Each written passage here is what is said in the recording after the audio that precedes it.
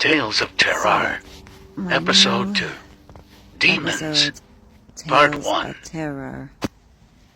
This one's about demons. Now, I am a witch, pagan. I started Wiccan. Still am pretty Wiccan, I guess, but I've just gotten into some more older and different ways as I've gotten older, but I don't have long, so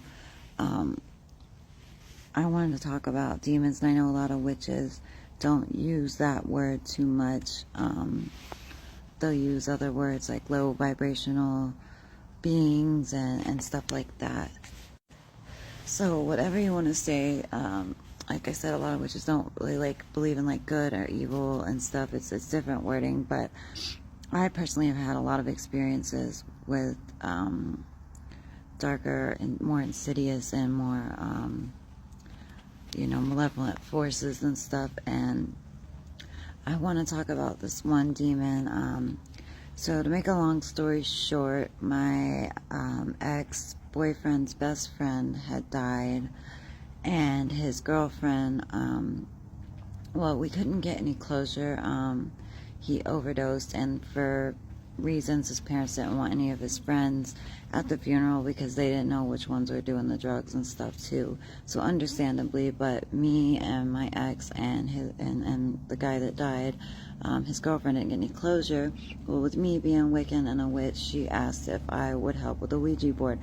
I've only done Ouija boards 3 times in my life, and almost every time it turned out bad. But I will say, if you know what you're doing and you protect yourself, you just gotta be really careful. I mean, with any divination, but for some reason, Ouija boards, spirit boards, whatever you want to call them, they can be very, very bad if you don't know what you're doing.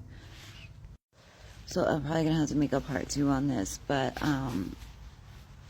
well, I really took a lot of precautions. I cleansed the whole house. We cleaned it physically, and then I cleansed it. I smudged it with smoke and laid out crystals, salt, put a grid around the house on the outside and the inside, and then we started the session with me being a psychic medium and witch. They really trusted me. So we started, and we got some other beings that we were talking to and whatnot, and we finally made a connection with our friend that had passed. And we started talking to him, and he couldn't move on, so I'm like, why can't you move on? Yeah, follow for part 2.